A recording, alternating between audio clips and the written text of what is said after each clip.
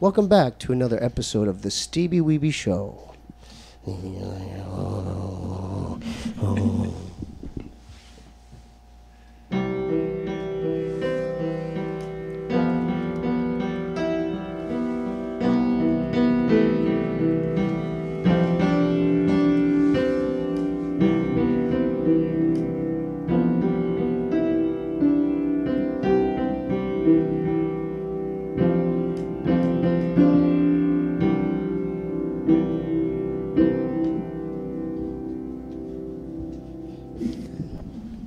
Beautiful.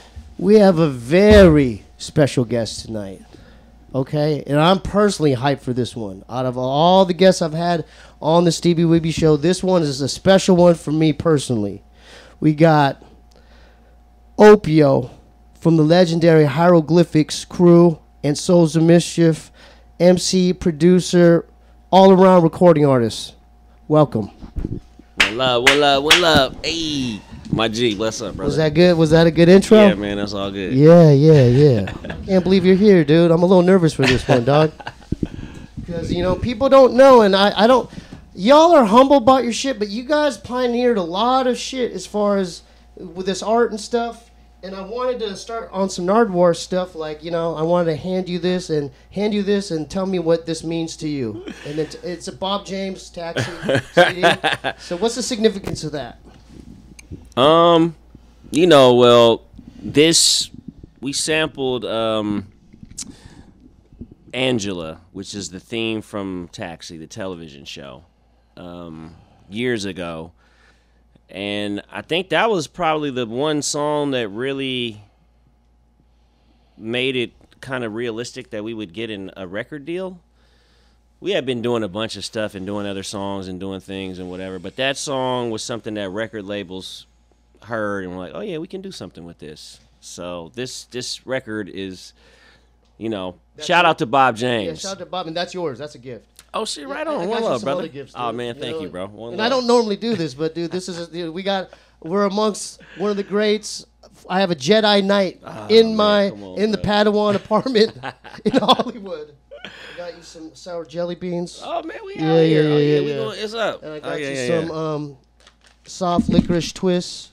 Word. And then I don't know why I got you this, Oh. but I don't know if you fuck with this Dr. Browners. This one's a different. This is a hard to find one. I haven't Hamp seen this one. Rose. So those are my gifts to you. Just as word. far as my appreciation of you showing up to the Steebee I don't know what Weebee this. Show. Are you trying to say something? No.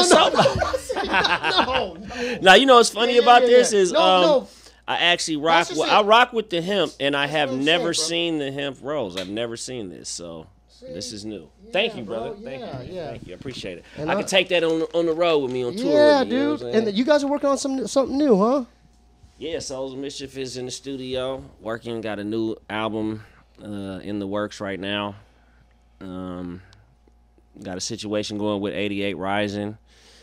So, you know, it's like a Bay Area Connect thing going on. It's been quite some time since we've released any music at Souls of Mischief. What was the last one? The last one was There Is Only Now with Adrian Young, He and did that great. was That's 10 great. years ago. It's phenomenal. Yeah. The production's phenomenal in that. Yeah, he's a Phenomenal. genius. Yeah. God, I don't even know where to begin with you, man. Like, cause I don't normally do notes and stuff, but with you, man. Oh, so Opio, is that your real name? That's my God-given name from my parents. Oh, that's unique. Cause my homie Yeah. thought it was an acronym. He was like, "Hey, ask him Yeah. if it means like opioid, like dopeness," and I'm like, Yeah, well, me and Tajay, that's his name, his God-given name as well. And we had rap names in the past. I won't blow his name up, you know what I mean? But I was the original lyricist. That was my name. "Oh, that Because like, OL are my initials, Opio Lindsay. So I was like, I'm the original lyricist. So prior to being Opio, that was my rap name. But we just figured, you know, we have these cool, interesting, real names. Like, why not just use them as our rap name? And we felt more comfortable being called by our real name anyway. So yeah, And y'all started when you're real young, right? yeah, definitely. Like, what's A+'s name? Adam? Yeah, I mean, I don't want to blow the man up because he ain't here, but yeah, A+. Okay, A+. And then I gotta give a shout out to Hiero Oldies. I still listen to those joints, man. Yeah. So when did y'all make those songs? How did you formulate those songs, man? So we did a lot of stuff that was on demos, and as we were recording records, some stuff never really actually saw the final cut of the album, because we make a lot of music even right now. We probably got close to 30 songs, and we're trying to whittle it down to something that we love all of the music that we do, so it's hard for us to just say that's one of the hardest things to do is actually remove songs from an album. So the Hiero Oldies is one of those things where it's like kind of a collection of songs that necessarily didn't make it on albums or were part of demos or something like that, and we just put it all together and made it like a compilation so that people could hear they're some of our favorite songs. So me too. Yeah. You have isn't there like a version of like batting practice on one of them? Like a different version on that one, not on the album? Yeah. So when you're working with samples, a lot of times samples don't get cleared or it's too expensive or whatever. So we had an original version of batting practice that was a fan favorite. A lot of people love that song. They got a chance to hear the original song, so when they heard the remix, they was kind of like, oh, this ain't really, that song was loved. I actually really do like the remix. Casual produced it, and he laced us with a beat. But it's hard. The original one, they're almost two different songs. But yeah, the original one was the sample just didn't get cleared, so we never used it. And as far as I've always wondered this personally, like, what did y'all grow up listening to, like, as far as your influences? Because like me and my friends listened to y'all and like the Beastie Boys and the Far Side, shit like Boogie Monsters. Yeah. But then what did y'all listen to? I think everybody's probably has a little bit different thing, but like when I was a kid, I was really into reggae. Probably first and foremost. Steel Pulse? Steel Pulse, Peter Tosh, Bob Marley, that was like, all that was like my jam. But then I had one of my really close friends, his brother was into punk rock. What? So there was a lot of, Bad Brain was like one of my favorite groups and stuff. So I had an eclectic taste. And my father was trained musician, and he taught music, and so he listened to a lot of jazz. So I got exposed to a lot of different, Miles Davis and stuff like that. And my mom, we used to go to concerts and go watch Frankie Beverly and Maze at the Paramount Theater in Oakland. So I had a very kind of eclectic taste of music. I mean, I love all types of music, classical music, all that. So, but when I was just a shorty, it was like before I really got into hip hop, it was reggae first. Yellow Man was like I was really into him. You mess with Ziggy? Yeah, Tomorrow's of course. People? Totally, hell yeah. I remember the post. Yeah, man, that was a good album, man. Yeah. I want to give a shout out to Dell and Pep and all the other members of Hieroglyphics, man. Because I look at Dell as like he's like the Yoda of the crew. Most definitely. Am I kind of? Am I far off on that? He is the godfather of hieroglyphics. I mean, he's a humble dude, so he won't, you won't hear him saying that. But he made it possible for us to actually, realize our dreams. Because without him, hieroglyphics, I don't think really exists. And you have all this incredible talent that's behind this. You got Casual, A+ produced 93 Till Infinity. He's like this genius behind the boards and. Without Dell giving us that shot, then you don't really get a chance to see everybody. So he was the one to really do that. And he was, he wasn't, we're not that much different in age, but I was a sophomore in high school. He was a senior. That's kind of a big deal at that time. So he was older. He was more mature. He was just more serious about his craft and everything. And, he's always been like a leader, but he leads by example. You know what I mean? Like his work ethic is crazy. He's always doing music. He studies music also. Music theory. I was going to bring that up. He reads. He does a lot of things. So like he doesn't. A lot of I kind of just kind of like get creative and I just vibe it out. But for him, I think he's has a lot more intention behind his art, and then I think people give credit to. He was definitely ahead of his time. He was ahead of his time, but he was also part of his thing is he's original in every way. Sure. The way that 100%. He dresses and how the words that he uses, his vocabulary selection, everything, his voice. He does not, he's not copying anybody. No, not at all. He's an original. You know what song stands out that he did that kind of blew my mind is Worldwide. Because I thought Unicron was a real dude, and I was waiting for Unicron. I was waiting for Unicron to drop. That's crazy. But dude, that's how creative that Listen to Worldwide on No Need for Alarm, and you'll see what I'm talking about. Also, for some background history on Souls and Hiero, there's a documentary you can look up on YouTube, right? Mm-hmm. And it kind of explains the trajectory, the background, and how y'all met and stuff. Yeah, there's 2 documentaries by the filmmaker. His name is Shamari Smith, and he did one for Souls of Mischief for our 20th anniversary. It was called Still Infinity, and then he did another one about the Casual Saphir battle, and that one's dope too. Hey man, you did good. Hey, good job, bro. Dude, you ripped him, bro. Hey, you scared him out of all the MCs. I mean, listen to the hieroglyphics. Oh, yeah, the Hobo Junction versus Hiero battle versus Casual, and listen to Opio's versus. He scares them. Shout out my brother Saphir, man. You know what I mean? Like that. All that is water under the bridge. You know what I mean? That's like one of my loved ones right there. You know what I'm saying? He had some heat though too. Oh yeah, he definitely did. That Boxcar Sessions was a banger, dude. Definitely. I also want to bring up. I was listening to Rick Rubin podcast, and he's interviewing Andre 3000, and they're talking about where they got their inspirations, and they brought y'all up.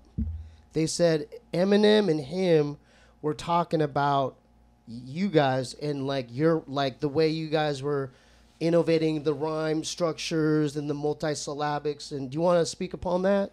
A lot of people don't know that. Yeah. Yeah. Well, I always thought that was, it's incredibly humbling to hear someone that has that much success and that much notoriety, and like Andre 3000 or Eminem, they really don't have to talk about us at all. They could never say anything about us. So the fact that, they choose to highlight us, it's an honor. It's a respect. I mean, I got a lot of respect for them as lyricists, obviously, because they're just, they're masters of their craft. But, I've always been a big fan of Outkast. You know what I'm saying? It's like, I always felt that we had a kind of a kindred spirit because we're from Oakland, and there was the way that people try to describe art, they try to put it in a box and figure out a way to market it so they could describe it and sell it to people. So they're like, you guys are kind of like, you're from the East Coast or something. But what we were actually doing was we were the beginning of West Coast underground hip hop, which is a vast amount of different groups. And some of the people that was on the forefront of that would have been like, Hieroglyphics, the Far Side, Freestyle Fellowship, the Alcoholics, groups like that were really kind of pushing the envelope early in doing that. And we were one of those groups that were doing that. So a lot of times people would be like, oh, you guys sound like you're from the East Coast. But the Outcasts, they definitely, they're stylistically, you could tell the Southern slang and all that. So I always had a lot of respect for what they were doing. Oh, yeah. And I loved just everything about them. Yeah, everything about them was dope. And an interesting story is one of the we were actually promoting the first independent release from Hieroglyphics, and we didn't, unbeknownst to us, Eminem is opening for us, but he is unknown at the time. What? So he came up and was like, yo man, thank you so much for allow me to perform, and I'm about to go and do the hip hop Olympics in L.A. And like this is right before he was about to blow up. That's crazy. So I met him before, and we listened to it. He gave us his CD or tape or whatever it was, and we was listening to it like, yo, this is dope. This kid is crazy, because that's another. He had a very original voice, even though he was like a white dude. He wasn't really kind of cloaking himself in like this Black American vernacular or whatever. Like he was hip hop, but he was himself. It was like he had this kind of, you know, white trash aesthetic or whatever, talking about doing drugs, and it was very original. And so we were just like, but the thing that really struck us was his wordplay. His pen game was just nasty. Right. We were like, yo, you hear what he's saying? Like, you know, it was raunchy and offensive and whatever, but the rhyme patterns and the schemes and everything was just dope. You know what I'm saying? And y'all, so y'all as a collective peeped that out. Like, was Dell into that? Was he into that? Yeah, definitely. We when we heard it, we were all blown away. We were blown away, crazy. for sure. So you had like the demo before the demo of it. Before he did the Rap Olympics and met Dre and they started working together. We had that. I can't remember the name of the tape, but it was, you know, there were songs that came out later that were on that, but just the production had changed and got, you know, Dre got a part of it and really ramped up the whole thing. So as far as like the way y'all vibe as a crew, has it changed? Like, cause has technology like changed the way things are, like, because you could share files and you know, because back then y'all had to be in the same room, right, to vibe definitely. And stuff, right? Yeah, I mean, you know, we were, you know, I'm dating myself a little bit, but everything was analog. We were all 2-inch reels. There was no Pro Tools. There was no, you know, it was not as easy to make music at all. It was expensive, and it was how hard was it? How hard was it back then, like in 89, 90, 91? Well, like, my first time ever going to the studio, I was in the 8th grade. And I went to junior high school with Casual and DJ Teray from Hiero. And we kind of like, you know, saved our little lunch money or whatever up to go and actually go to a professional studio. And we were thinking, you know, you just pay for the studio time and you're just in there, whatever. We didn't think about, oh, you got to buy the reel-to-reel tapes. Oh. Then you also kind of have to have a beat that you could rap over too. So we made a beat in the studio. We used their equipment. It was, you know, it was a lot more expensive than what we thought. It was harder. It took longer. Yeah. But it helped us to kind of prepare ourselves to actually, when it was time to be in the studio years later, we had already kind of got our feet wet a little bit, you know? Who produced like your first tracks? Is like, was it just all A+? Like, who was producing for you? Our earliest stuff, A+ was the main guy producing for Souls of Mischief, but then Casual would produce some stuff for us. Dell produced stuff, and then as time progressed and I started to produce stuff, Festo was producing things too. So, but the earliest stuff was mostly all A+. It was all him. And Dell produced a couple things, and Casual did stuff for us as well. When did Domino come into effect with y'all? So when Dell got signed to Elektra, the A&R that signed him is Dante Ross. Shout out my boy Dante. I just talked to him today. But he was cool with Domino. They had met because Domino used to work at Groove Merchant in San Francisco. Yeah. And so we didn't know each other. And Dante Ross, to his credit, was like, y'all need to know each other. Domino got beats, and you guys need to come together. So as soon as we met him, it was just up, you know, because he was incredibly talented, and he just had the way that his mind worked. He had a much more sophisticated brain when it came to just hip hop and samples, and the way that he thought about stuff was way more advanced than what we were doing. And so he just added on to everything that we had going on. He was older than us, and he was just a little bit more experienced, and he just had a different.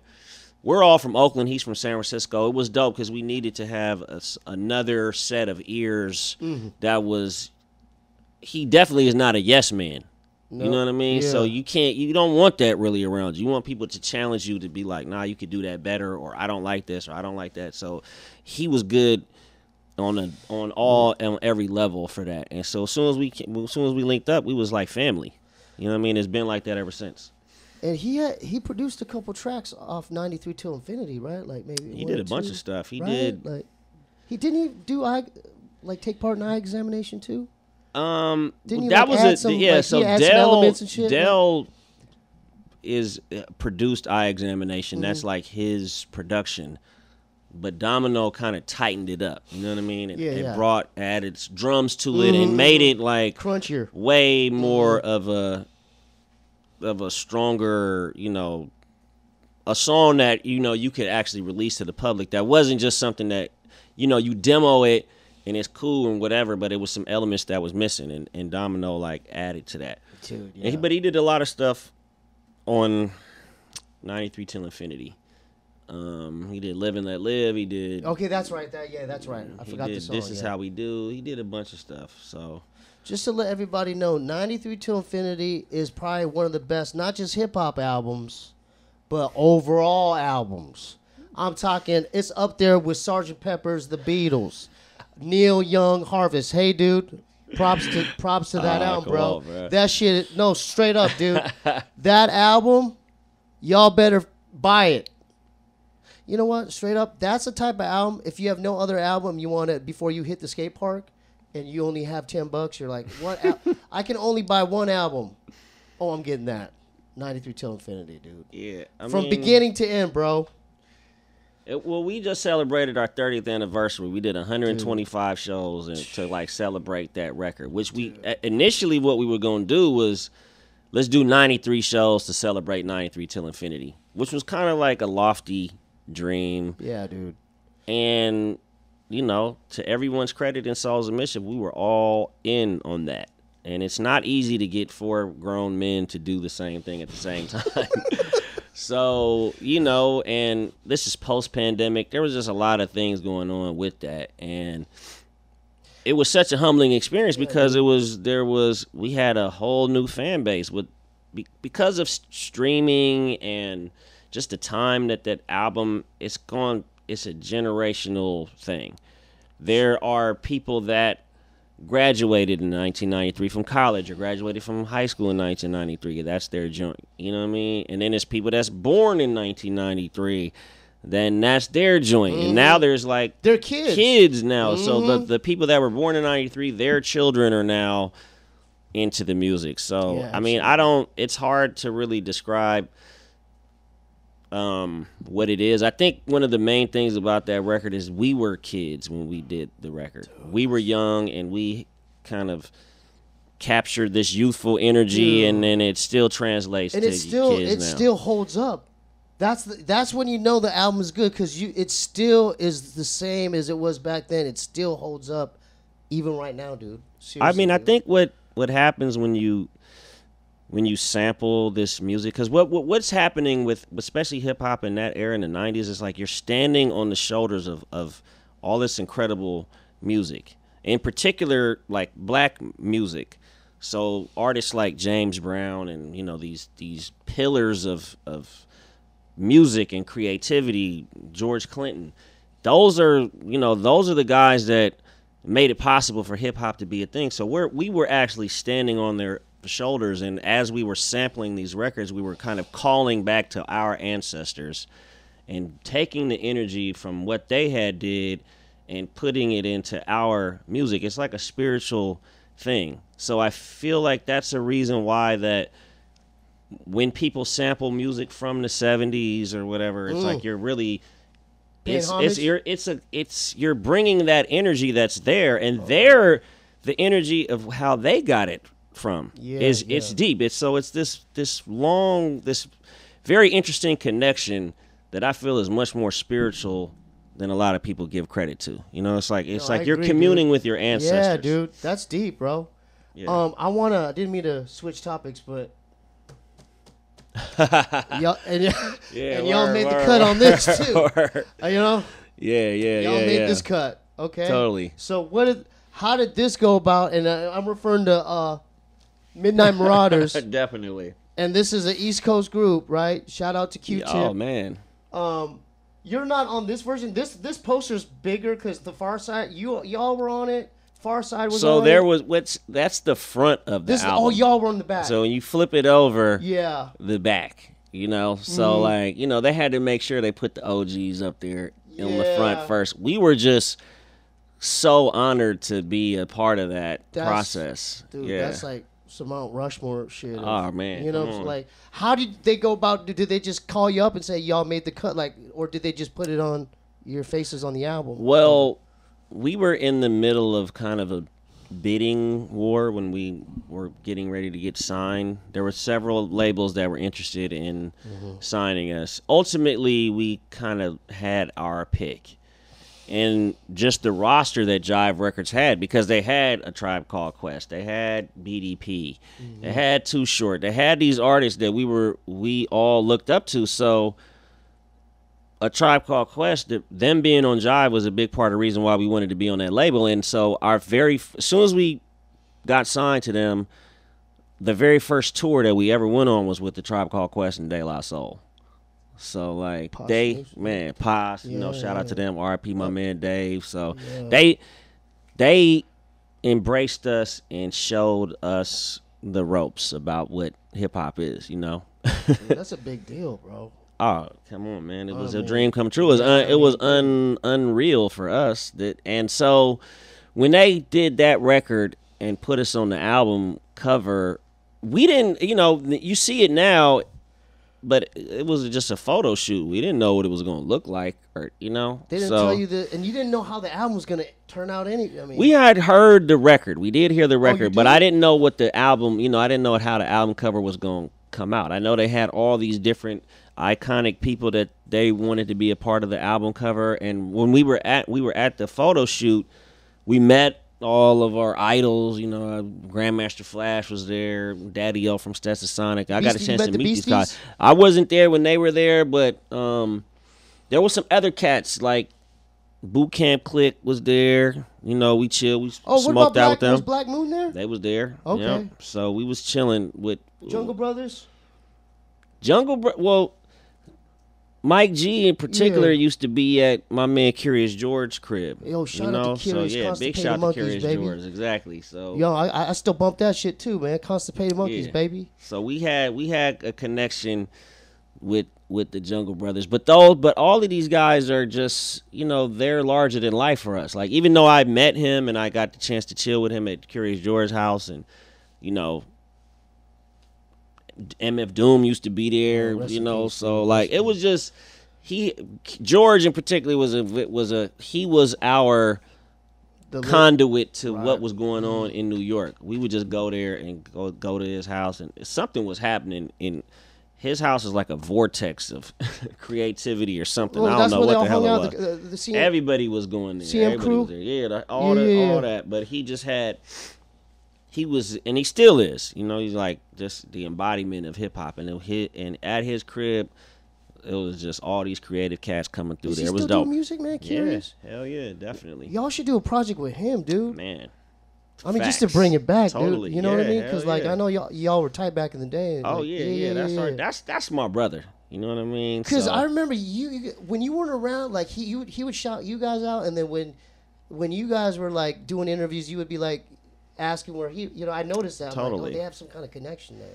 He used to come. He'd come to the Bay, and there was a music conference, the Gavin. Mm-hmm. One of the big reasons why we connected with George was because he actually was an off the top of the head freestyler. So he had all these dope freestyles, and it was kind of, there wasn't a lot of people that we were meeting that were really truly going off the top of the head and just thinking of stuff. Who was really doing that, like you guys? Pharaoh? There was a few people. Organized Confusion? Curious George was definitely one.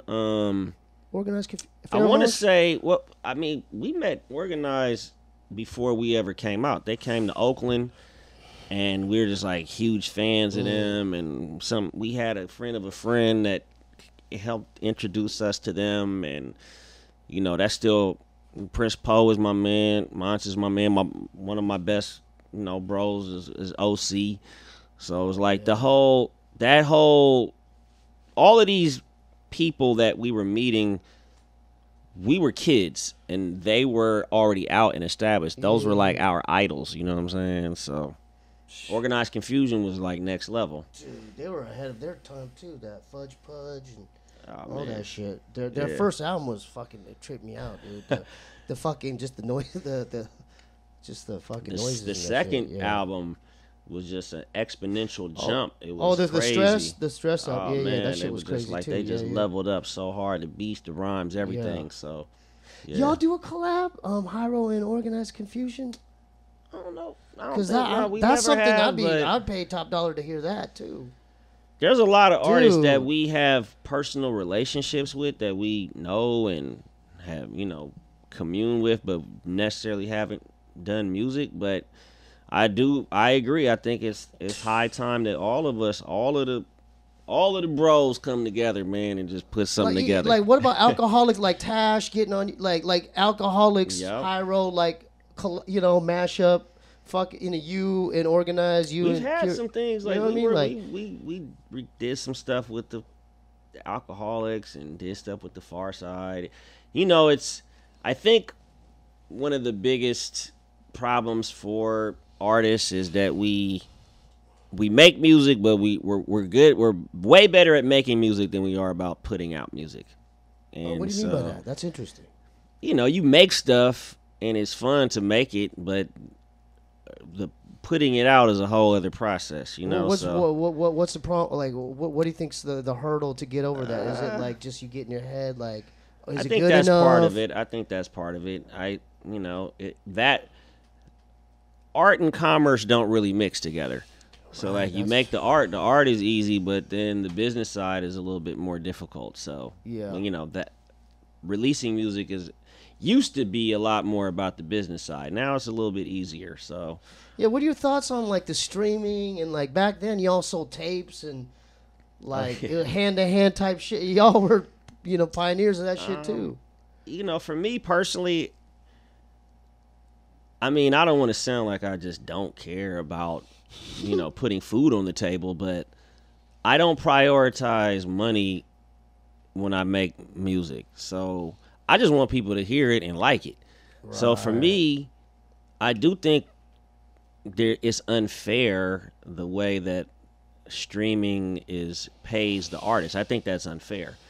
But I do think the fact that so many people have discovered our music through streaming, or, you know, basically they haven't paid for it, they just heard it, but they love it, and they turn into fans, and they might not buy a CD or buy a song, but they'll buy a t-shirt at a concert, or they'll buy a concert ticket.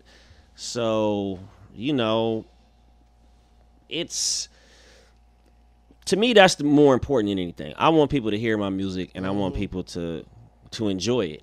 And that's the first and the foremost thing. Now, a kid doesn't, if I was talking to my attorney or something, he'd be like, what the hell? You want to smack me in my face for saying something crazy like that? Because you're all at that level. He's like, dude, you need to think about being paid for your work, which I also agree. But I probably, to my own detriment, I don't necessarily care about that as much as I care about people hearing the music and enjoying it. So I don't want to say, oh, streaming is great, because it screws the artists and it's unfair and people don't get paid. But there is something to be said for people that have never heard my music ever before to be able to access it easily instantly, and listen to it and be like, oh, I like this.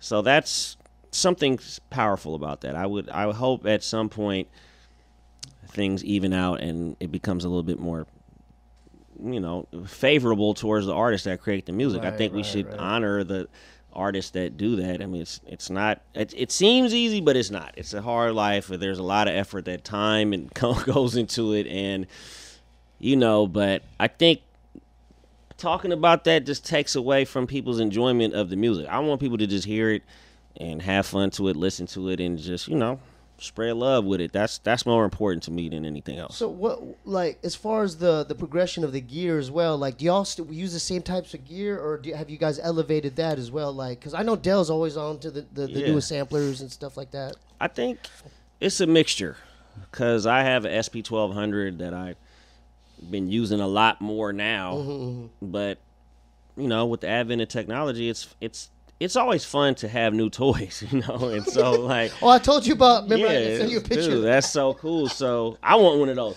Yeah. But when you have, I like to use new technology, and I like to work with different DAWs and all the new drum machines and stuff. But there's still something about, the ASR10, the SP1200. They have a very specific sound, and something about those old machines also special too. So I don't think one is better than the other necessarily, but I do think that some of the older equipment is still holds up even now, even with all of this dope stuff that's out now. Even like the MPC, the OG ones, people still use that? Yeah, definitely. I mean, it's something about the circuitry and the sound that comes out of some of these machines, it's just different from everything else. You have an SP12? I have the 1200. But doesn't the RZA use that too? Or someone from Wu-Tang people have used it a lot. But I know he was using maybe the EPS or the ASR. But the RZA's always, he's another guy that he changes it. He's always getting new equipment, working with different stuff too. So have you worked with any of the Wu-Tang dudes? I would like to see that too, man. Like like Raekwon or something, or you know what I'm saying, like something like that. That's always been a dream. That would be sick, bro. Because I feel like people talk about hieroglyphics as like the West Coast Wu-Tang. I mean, I know that sounds crazy, but people have mentioned that before. Like, you guys are like the West Coast Wu-Tang Clan because we're like a crew. We have there are some similarities. I mean, Wu-Tang Clan is so iconic, and they're so, they have elevated and taken hip hop to a whole new level. Because of the work and ethic and what they've done, they've made life better for everybody that does hip hop. You know what I'm saying? So shout to them. But I know the RZA and Method Man. I did a show with Raekwon not long ago. It's always love and respect when I see those brothers. You know what I mean? And I've always been a huge fan of Wu-Tang and everything they do. So I would love to tour with them, work with them, do music, anything. You know what I mean? I those guys are top tier. You know what I would love to see as a fan, dude? Have RZA produce a EP, like 6 of like some bangers, and make it like a RZA and Souls of Mischief album, bro. Oof. What do you think of? Come on, bro. That would be amazing. That would sell like hotcakes, bro. Oh man, we got to make that happen. So let's put that on the universe, RZA. If you ever, I don't know if the RZA's gonna check out this YouTube Steebee Weebee Show, but if you're out there, let's make that happen. Yeah. Let's connect these energies. Definitely. And, you know what? I think it's possible, man. Yeah, man. What I'm saying? Plus, it's like let's talk about. Let's talk about. I mean, this. I don't want to bring up a sour topic, but like a lot of like icons have passed. You mentioned Dave and Fife, Jay Dilla, Doom, Guru, Prodigy, Bismarck, like totally. So it's like, I mean, the reason why I'm bringing this up is like time is of the essence. Like we have today, but tomorrow ain't guaranteed. You are 100% correct about that. So yeah, I mean, a lot of times you just kind of think, it'll happen. Maybe you have this expectation that tomorrow is promised when it's not. So I totally hear you on that. Can I bring up another like kind of cool scenario that I'd like to see? What if y'all did a collab with Kendrick? Oh man, that would be super because he's sick. on top of his game right now, bro. Did he just do a concert out here? Didn't he just like do a whole Coliseum? Oh man, the pop out, that boy went crazy. Yeah. What are your thoughts on that? I just want to pick your brain on the Kendrick and Drake shit. Like, just okay, What are your thoughts on that? When it first started, I I was more kind of like, I want to wait and see, what's happening. This got to be one of the most epic battles. I haven't seen anything go on this long and songs come out that fast. One guy's released something 10 minutes later, another song comes out. I think there's a clear victor here that everybody can agree on is Kendrick Lamar. And what I do see is, and similar to what we were talking about earlier, like art and commerce, like Drake is, I think he's an incredible artist. Yeah. And he makes really good music that I like. And it's not for everyone, but if you like it, he you like is more on the side of like commerce. Definitely. And Kendrick Lamar, what he represents is more on the side of like art. So to see art emerge as the clear victor, that's an amazing thing for me. But I think he won because he just did it. He had the better songs. He was more skillful at it. And, Drake has survived a lot of battles over the years and emerged the victor. Like the headlines, even like just like the articles and the headlines and the drama and stuff. He's Drake has had some pretty epic battles in his lifespan, and he's come out on top. But Kendrick is a different animal. So in my opinion, I feel like he won, but I do think ultimately hip hop won. It was a dope battle. To see like two titans in the game, the two top dogs really go at each other and really go, and keep it just in, with lyrics, and that's the proper way to do it. To do it on wax and do the songs and do that, instead of trying to be like, oh, we're gonna turn this into some violent affair or whatever. Like they didn't really go there. So I was happy to see what happened, and it was dope to see that the ultimate winner was all about the art. So that was dope. Yeah, and the crowd all knew all the lyrics and everything. Oh man, come on, man!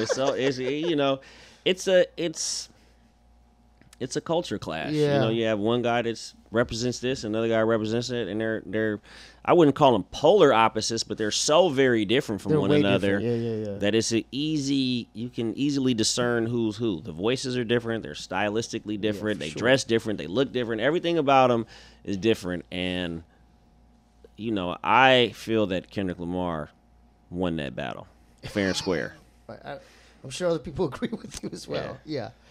As far as like future collaborations of like artists or like projects you would like to get done, like what are some other ones that like what about like y'all ever holler at Dre or something or like you mentioned Eminem, like that'd be kind of cool to have like an Eminem Hiero album. Yeah. I think people would tune in for that. I mean, I think there's a certain level of when artists get to a certain level, like Eminem, he's so big and busy and doing everything. Like, I don't think it's about money or resources. If we were to be able to do something, I think it would happen just on the strength of just respect and love, and that would be dope if it could happen. But people are busy, you know what I'm saying? So I don't have. I would love to see something like that happen, but I'm not. I would never think like, oh, this dude is fronting on me because he won't, come and do a song. It's just it kind of is what it is. But there's a lot of artists that I would love to work. I was just talking. People were asking me about this, like Alchemist. That's when that's my bro. I be seeing him and everything, but we haven't really ever done any music together. So that would be dope to do something with him. He's got some dope production there. There's a lot of MCs that's out that I got a lot of respect for. It's hard to really just pin one person down and say, these are people that I would like to work with. But I feel like you said, there's certain pillars in the game that I would love to see. Like I would love to see some Hiero Wu-Tang. I would love to see, us be able to do something with Outkast or Eminem or, Pete Rock and Premier and all these type of things. Is he still around? Yeah. What about Large Professor? That would be tight Large too. Professor, that's I mean, he's one of the. That's my bros right there. You know what I'm saying? So like, there have been things that have been tossed around and whatever, but it would be dope to do something with all of these icons. You know what I'm saying? I think that would be dope to be able to put something together. What about Prince Paul? We did a whole record with Prince Paul. That's right, y'all did. Yo, shout out to Prince Paul. Yeah, Prince Hell Paul. yeah. That's he is Dude, the he- mad yo. scientist, the genius. You know what Yeah. I'm saying? I love Prince Paul, man. That's my guy. How'd y'all link up with him? Oh, because y'all came up together Well, basically in the 90s. The way that album came together is, I want to say, okay, so I was promoting my first solo record, I think, and I was on tour with Handsome Boy Modeling School. Shout out to Dan the Automator. Dan the Automator. Shout out to Dan. Prince Paul. Drez was on that tour from Black Sheep. Oh, Drez in Hiero, Yeah. dude. And Casual. Drez is one of my favorites. Oh, Drez. Drez is one of my Come on, favorites. man. He like People don't talk about Drez, dude. Drez he's is so tight, smooth with it, man. dude. I love Drez Drez. is tight. Shout out to Drez. Yeah, he been working. So I mean, we were all on the road together, and Casual was on the road. Dell was out there, and so me and Prince Paul we had a lot of time to like chill and talk, and I was picking his brain about a lot of stuff. He has an incredible wealth of knowledge when it comes to hip hop and history and whatever. So at the end of the tour, he was like, "Man, I really want to do something with Souls of Mischief." So I was like, "Say less." So we put it together. What kind of gear was he using? I want to say he was using the MPC. Really? I think so. What kind of, he probably had some crazy records too, huh? Was he like sampling man. off like cartoon records? He and shit? had a hard Come on. drive with all of this music and all of this. I mean, he had so much stuff that I had never heard. Park jams and mixtapes and radio shows. I mean, God, his collection was crazy. Aside from the samples and the records and the beats and all that, he had his hard drive was mean. Yeah. He could probably get a good deal off like one of the music programs with like kids and shit, you know, because I just got Fruity Loops, and I see Ninth Wonder's got his own like drum sounds and shit. I'm like, oh, that's smart. Yeah. You know, he's got his own collection of like drum. I wonder and, if he's done anything like that. I mean, he's got a pretty entrepreneurial spirit, but I'm not sure if he's ever put out one of those things. But yeah. Yeah, we were just on tour with Cypress Hill, and he came to one of the shows. I seen Shout out Prince to Be Paul. Real. Oh hell yeah! Shout out, Sin Dog, DJ Lord. You know what I mean? Everybody. Man. But yeah, Muggs. Shout out to Muggs. Yeah, for sure. Yeah, Muggs. But that's another album. I'd like to see Muggs just produce solely an album for y'all. Yo, Muggs is Muggs is ill, man. Yeah, I love like the just stuff that DJ he's Muggs doing. messing with doing just for you guys. He got joints. He just did something with Raz Fresco that's crazy. All the stuff he's doing with Crime Apple is crazy. Like he's that's another guy. Just a pillar, an icon. That would be so dope to be able to work with him. That would be tight. For sure. So hey man, this is just sorry, man. I'm trying not to cut you off. Usually, like if you read that, hey Opio, what does that say? That note. Don't interrupt the guest. Listen. And so I made it. Was I doing it better with Opio? I feel like this is all good, man. No. But with you, I had to tell myself in the shower. I'm like, dude, don't. Don't cut this guy off. Let him. And my homie, we're talking about, he goes, you can Opio? I'm like, yeah, because we grew up listening to y'all. Yeah. He goes, oh, man, you better be prepared. And then you know what he said? He's like, don't cut him off, bro. I'm like, what do you mean? He's funny, like, man. with this one, you can't cut him off. I'm like, fuck. Charles? Okay, thank you. That's respect, bro. I got a couple more questions. Let's talk about, just like, do you got any solo projects you're working on, or like, what's up? Is Dell working on some new shit, or what's going on? He's always working. He's got a thing that he's been doing now for a while called Manic Mondays. Mm-hmm. And they have a YouTube channel too, and they're putting in a lot of work. Well, I want to say, I wish I could say it the right way, but it's Manic Mondays. I think it's spelled with a Z. Maybe we should look it up and get it right or whatever. Cool. But like Dell has been doing this Manic Mondays things for a while. I think they put out like 50 different things. You know, it's crazy. Beats, rhymes, and just, you know, it's a whole vibe. I went over to, he does it in his own space.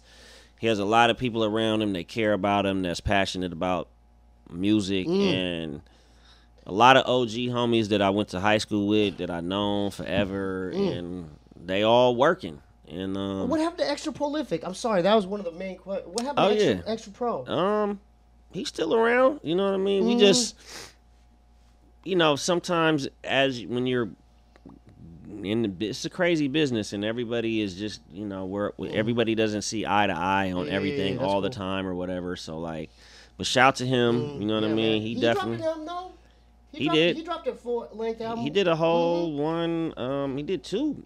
Okay, actually. I I think remember the other one was a little bit more like indie. Yeah, right. But he did the first record. He did the second one, and like I'm on both of his albums, and Oh, that's cool. Yeah. He's still doing stuff. What about? Have there been any female artists on Hieroglyphics, like on the label? Because y'all have your own label. Obviously, people know that. MCs or just singers. Well, Guapale, she's not a rapper, but she was. That's the only one that I remember. Guapale, yeah. But like, I've been working with my brother Breakbeat Lou. You know what I mean? He's a legend. Producer. Okay, cool. He put also, if you know, like Ultimate Beats and Breaks, the albums that everybody samples, it was like Breakbeat Lou and Breakbeat Lou and Breakbeat Lenny. They put the records out. You know what I'm saying? And so like Lou that's my brother. And we started working. We've been working for a long time, and we got a lot of different, and none of the stuff has come out yet, so I don't really want to like. No, that's cool. Put too much stuff out there, but I got some dope female MCs on the record, and where can cat? Okay, let's say a cat wants to get a feature with one of y'all. Do you do stuff like that? Like, do you even mess with that, or are you allowed to do that? Yeah, we do. I mean, we always, work with a lot of different artists all the time, and it's.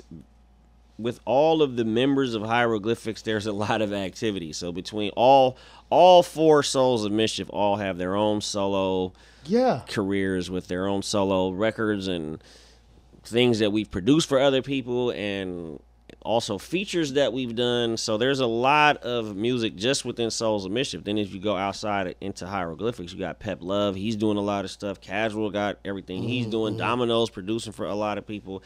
Dell's got his thing going on. So there's a lot of music when you start to look into the whole collective, the whole universe of what we have to offer.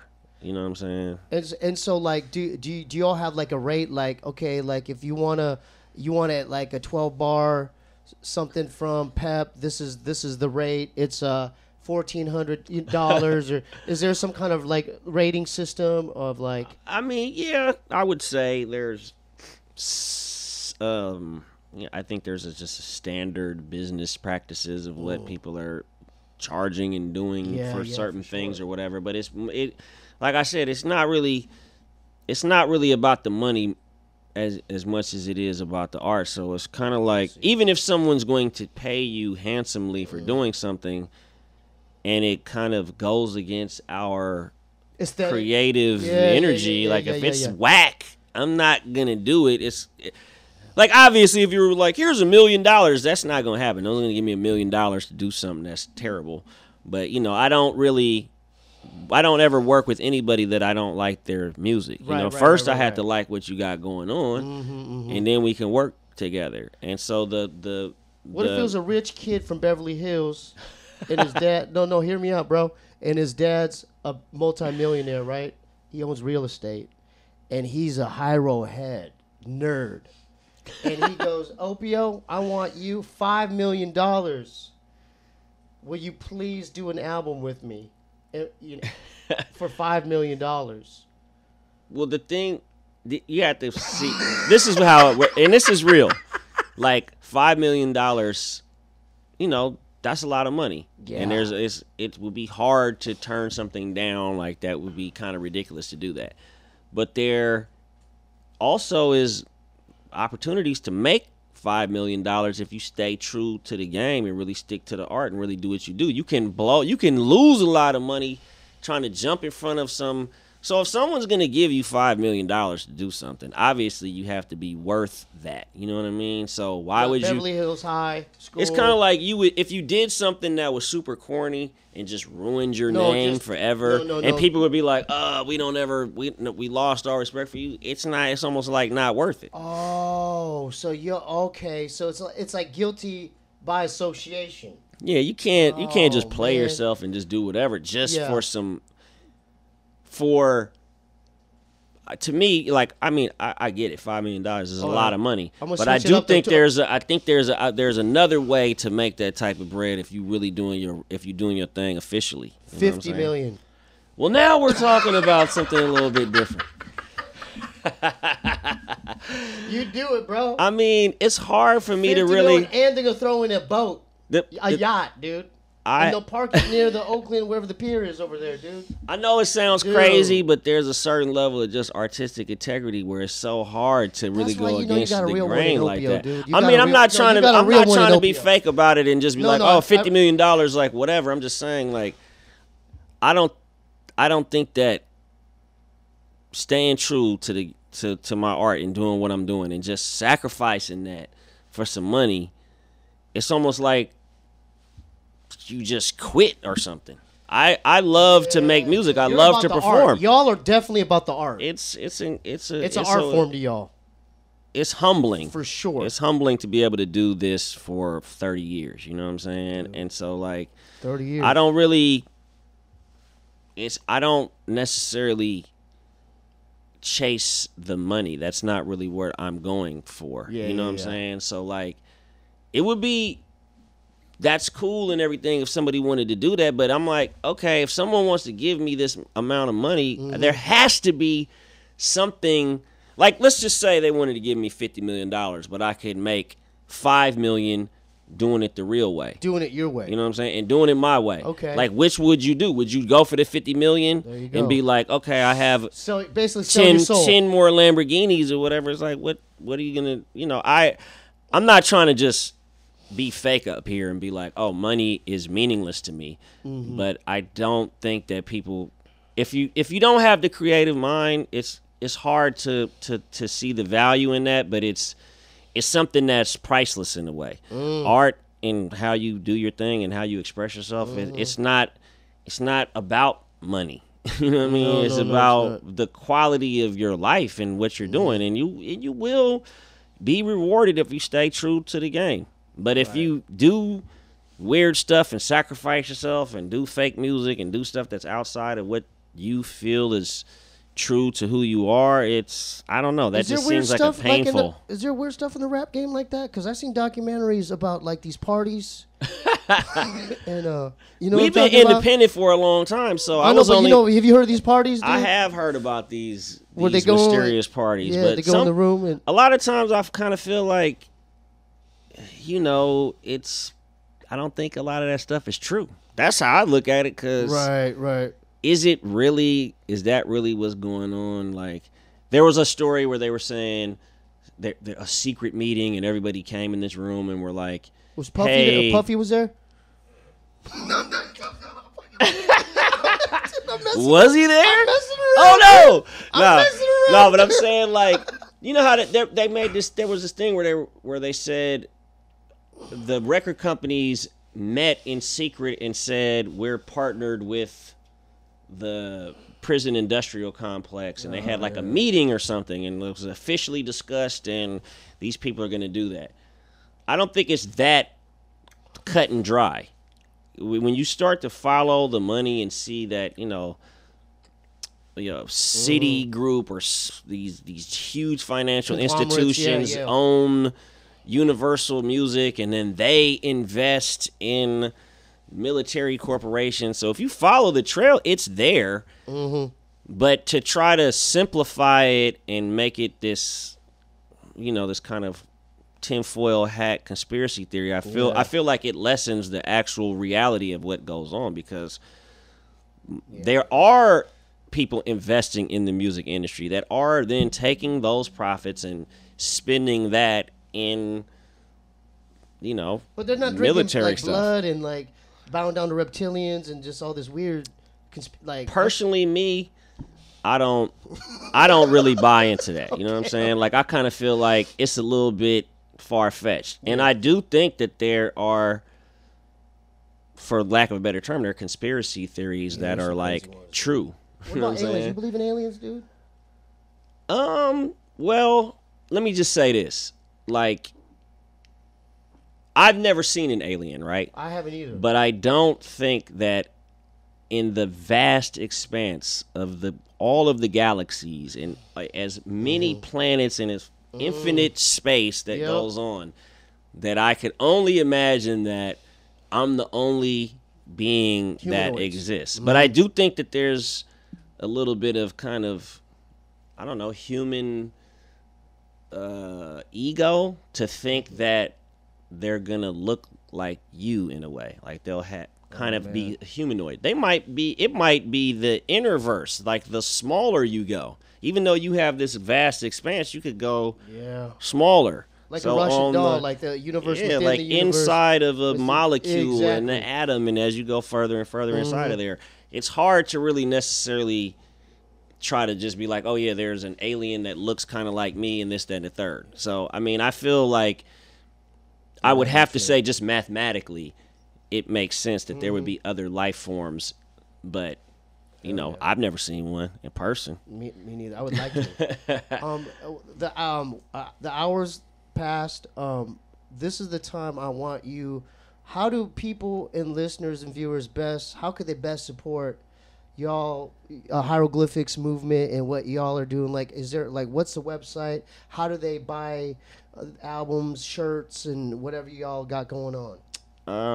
Well, we got soulsofmischief.com. That's like the our newest website. You guys got your own? We have our own now. Hieroglyphics.com has been around forever. That's one of the first websites. When Zach did it, right? Yeah, like so in the 90s. That's been around for a long time. So write that down, soulsofmischief.com. Soulsofmischief.com, hieroglyphics.com. No. And that's how they could directly support what y'all are doing. They can buy albums. You can get you can go to Hiero Shop too. You can get clothes, you can get the gear, you know what I'm saying? And y'all got some tight shit. Y'all got fucking beanies. They got hoodies. We got all type of stuff, check that out. We got all type of stuff. Yeah. How can someone buy that? Yeah. How much is that at the store?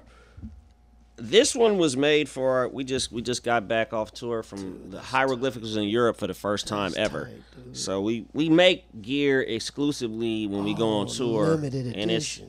you can buy it on tour, but once we get off tour, we do make it available. But this isn't available right now. How much for that jacket, bro? I feel like this is like a C note. Ooh, get yours today. Soulsofmischief.com. Hey, let's plug your the Instagrams and social medias and stuff. Oh yeah. Well, my name is so long because I didn't really understand the power of social media at the time. But spell it out, dude. Opio, we got the time. Opio Hiero Hiero SOM. Opio Hiero SOM. That's me on all social media platforms. Yeah. Follow today. Support what these are OGs in the game. They've been doing it. Dude, keep up the good work, bro. Hello, brother. I'm just happy y'all are still creating, dude. That's beautiful. Yeah. Shout out to Dell again. Shout out to Pep, Tajay, Festo. The whole Hiero crew, man. All my brothers out there, man. Domino, all them. Definitely. Okay. And if you want to best support the platform, go to patreon.com/Steebee Weebee. If you want to send any packages or letters, go to send your stuff to 1425 North Cherokee Avenue, P.O. Box 1391, LA, California 90093. I'm also on Twitch. Are y'all on Twitch? Is Dell on Twitch? He should be. Dude, he should be Twitching. Doesn't he play video games? He does, yeah. We and him both game. We game? You game? Yeah. I had a Steam Deck at first, and then I showed him, and he got a Steam Deck, and yeah. Hey, we're gonna get Dell here one day, huh? That would be sick, bro. Hey, we're gonna get Dell here one day. That would be dope. Hey, Dell, you always. I've tried reaching out to him 100 times. Please, Dell. Man, I'll roll out the red carpet. I'll take you out to dinner, bro. I'll get you the snacks you want. You gotta hook him up the with soda a Twitch pops. channel, man. Yeah, whatever you need, bro. I got you. twitch.tv.com/Steebee Weebee. I stream every other night on Warzone, and tune into that and subscribe there. Dude, that was sick, bro. One love, bro. Hey, hell yeah.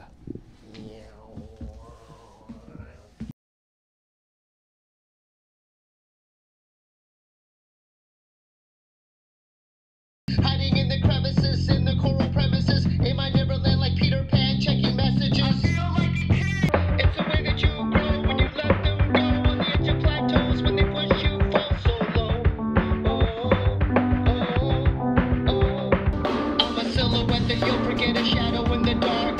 let's take apart a deck and shuffle with the cards. I'm a boy TC to heart, like a monk upon the ledge, and I'm trying to do my part before departing from the edge. A shark is there, a bark is there, remarks about my art aware. Anything we say or do will be demolished like a chair. Tear 'em down and wear black turns to gray, another hair changes shade to rainy clouds. I'm proud of what you did, allowed me to fly an eagle away from nest. You're done.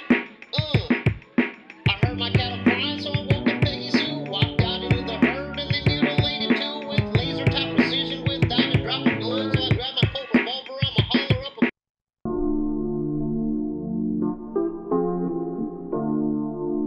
a machine elf is talking about the details in the fractal landscape, tempting me to mandate adventures